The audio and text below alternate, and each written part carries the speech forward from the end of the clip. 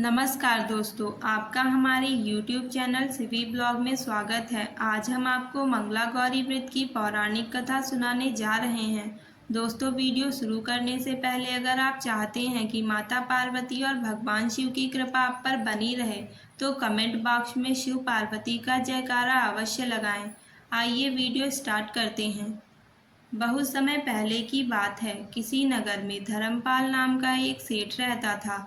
सेठ धर्मपाल के पास धन संपत्ति की कोई कमी नहीं थी। वह स्वयं सर्वगुण संपन्न था। वह महादेव का परम भक्त था। कालांतर में सेठ धर्मपाल का विवाह गुणवान वधू से हुआ। हालांकि विवाह के बाद कई वर्षों तक उन्हें कोई संतान नहीं हुई, जिससे सेठ चिंतित रहने लगे। वह सोचने लगे कि अगर कोई संतान नहीं हुई तो उनके कारोबार का उत्तराधिकारी कौन होगा। एक दिन सेठ धर्मपाल की पत्नी संतान के संबंध में किसी पंडित से संपर्क करने की सलाह दी। पत्नी के कहे अनुसार सेठ नगर के सबसे प्रसिद्ध पंडित के पास जाकर अपनी दुविधा बताने लगा। उस समय उस पंडित ने सेठ और सेठानी को भगवान शंकर और माता पार्वती की पूजा उपासना करने की सलाह दी। कालांतर में सेठ धर्मपाल की पत्नी ने विधि पूर्वक भगवान शिव और माता पार्वती की पूजा उपासना की।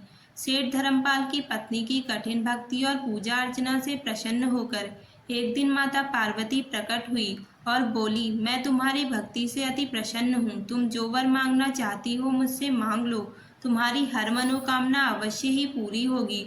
उस समय सेठ धर्मपाल की पत्नी ने संतान प्राप्ति की कामना की। माता पार्वती ने संतान प्राप्ति का वरदान उसे दे दिया। हालांकि संतान अल्पायु थी। 1 वर्ष पश्चात धर्मपाल की पत्नी ने पुत्र को जन्म दिया। जब पुत्र का नामकरण किया गया तो उस समय धर्मपाल ने माता पार्वती के वचन से ज्योतिषियों को अवगत कराया। तब ज्योतिषियों ने सेठ धर्मपाल को पुत्र की शादी मंगला गौरी व्रत रखने वाली कन्या से करने की सलाह दी। ज्योतिषियों के वचन अनुसार सेठ धर्मपाल ने अपने पुत्र की शादी मंगला गौरी व्रत करने वाली कन्या से किया।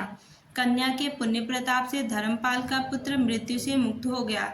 हे मां मंगला गौरी, जैसी कृपा आपने सेठ सेठानी पर किया और उनके पुत्र को लंबी आयु प्रदान किया, वैसे ही इस कथा को कहने, सुनने और हुंकारा भरने वाले सब पर कृपा करना। जय मां मंगला गौरी, जय शिव शंकर। दोस्तों, आपको बता दें कि सावन महीने में प्रत्येक मंगलवार को मंगला गौरी व्रत रखा जाता है।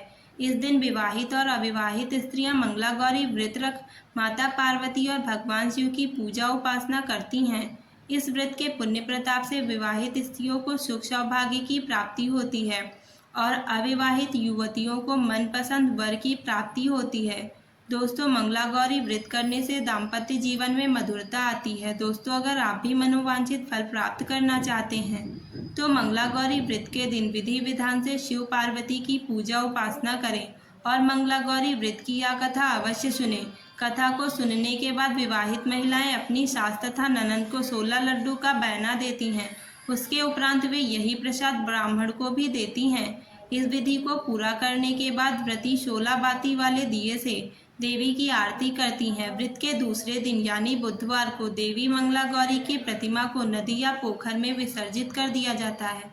अंत में मां गौरी के सामने हाथ जोड़कर अपने समस्त अपराधों के लिए एवं पूजा में हुई भूल चूक के लिए क्षमा मांगनी चाहिए। इस व्रत एवं पूजा के अनुष्ठान को परिवार की खुशी के लिए 5 वर्षों तक किया जाता है। दोस्तों, यह थी आज की कथा। आपको यह कथा कैसी लगी कमेंट करके ज़रूर बताएं। वीडियो को लाइक करें और चैनल को सब्सक्राइब करें। धन्यवाद।